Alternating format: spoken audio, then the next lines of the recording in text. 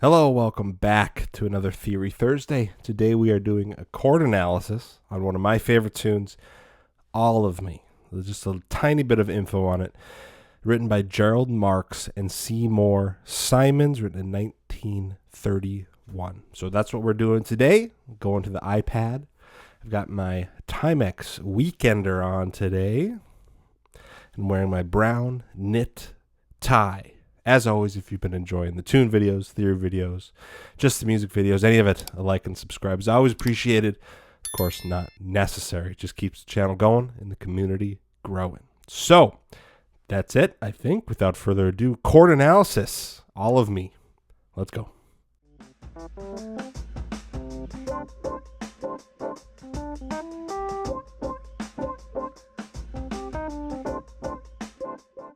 Here we are, All of Me, 1931. First things first, what key are we in?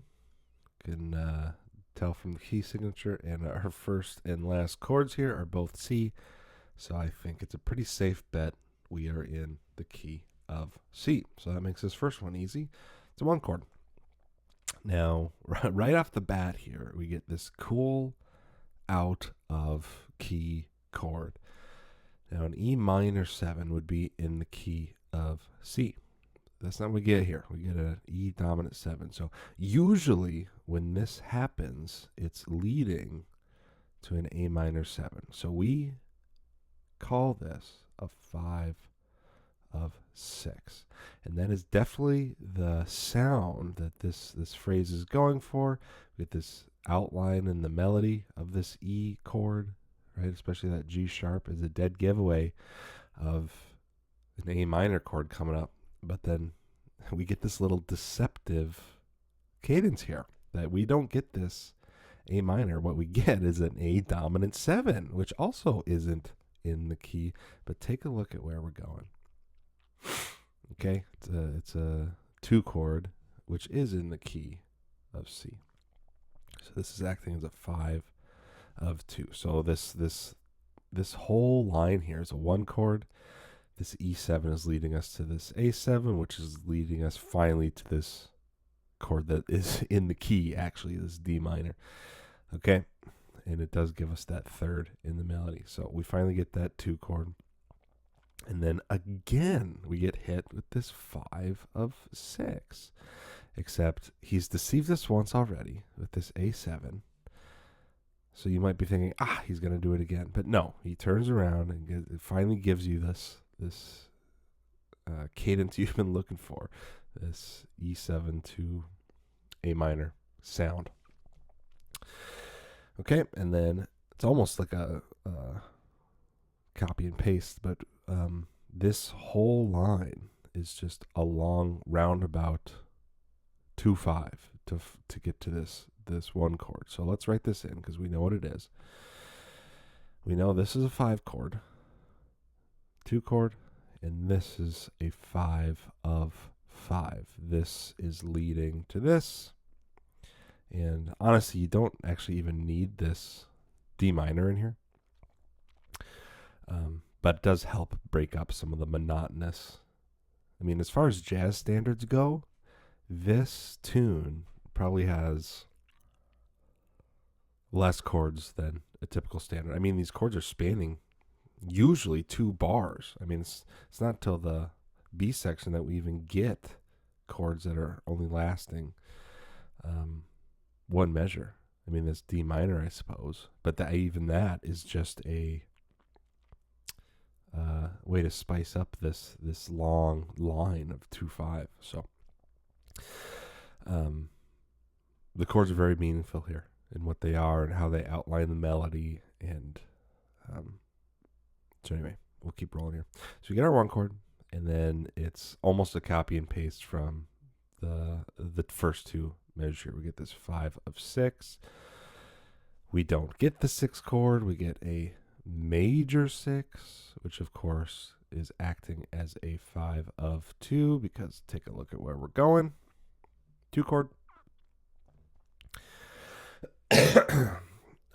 Now this is one of my favorite progressions in all of music, not just jazz, but this chord right here I think is one of the most beautiful chords that you can put here. So we got our 4 chord and we have our 1 chord, but this thing right here, we call this a minor 4, and that's how we're going to label it.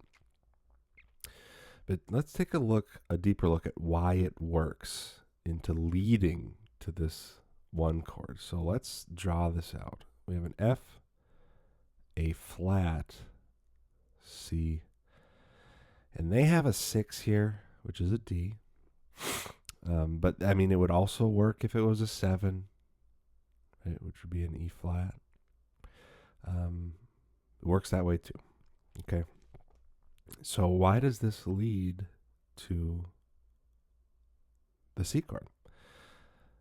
Especially coming from here. First of all, how would you usually get to a C chord? Well, you'd throw a G7 here. So let's spell that out. G, B, D, F. Make it a flat 9. All of a sudden you have this A flat. So, I mean, F, F, A flat, A flat. With this 6, you have the D in common. It's a beautiful, beautiful chord. So the only thing missing from this F minor chord is a G, which honestly might be in its advantage because of this A flat is a leading tone to the G in a C chord, and this C note is a common tone for the C chord, obviously. So it's just such a beautiful, beautiful tool at your disposal. The minor 4 chord does a great job at leading to the 1 chord, and excuse me, if it's coming from a 4 chord, it's really nice because the 3rd is an A flat, and then we finally get that G. It's just a beautiful stepwise motion in the middle of the chord that's happening. So, just another reason why I like it. Okay. So anyway, 4 chord. Minor 4 chord. Sorry about that. 1 chord. Now this is cool. Now, first, let's take a look at where we're going. We're hitting this D minor. So this is acting as a 5 of 2. But what the heck is this? Well, it's a 2 of 2. If you're in the key of D minor, the 2 chord is an E half diminished. And this B flat is just a cool stepwise bass motion here. If you have a C, down to B flat, down to A. Because B flat's already in this chord. I just think it's cool stepwise motion. So it's just a 2-5 to D minor. 2 chord, 5 chord, and of course, end it with the 1 chord. Now the turnaround is kind of cool. We have our regular 2-5, but then what the heck is going on here? Well, there's a couple ways you can analyze this. You could think of it as a tritone sub, because this is, could throw an A7 here. Tritone away is an E flat, although it is diminished, so that's kind of weird. Tritone sub is usually just a dominant 7 chord. So let's spell this out and see what's actually in here. An E flat. We have a G.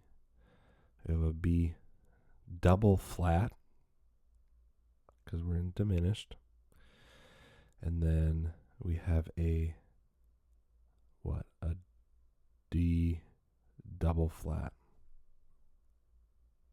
Right? So it's kind of just, this would go down to D. G could go either way, go to F or to A.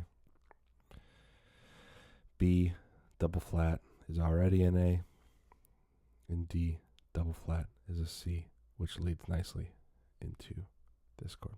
So it's kind of just a lot of stepwise motion. It's a great chromatic chord to throw in there right before the D minor. 2. So you can call it whatever you want. it just leads nicely into the D minor chord. And that's that. That's All of Me, 1931. Seymour Simons, Gerald Marks. One of the most famous jazz standards. I think one of the most recognizable, and of course one of my favorites. I've played it enough times to for everyone to know that now, I think. So, excuse me. I think that's enough information for today. Hopefully you learned something, or at least found something interesting while you have this on in the background. And we'll see you for the next one.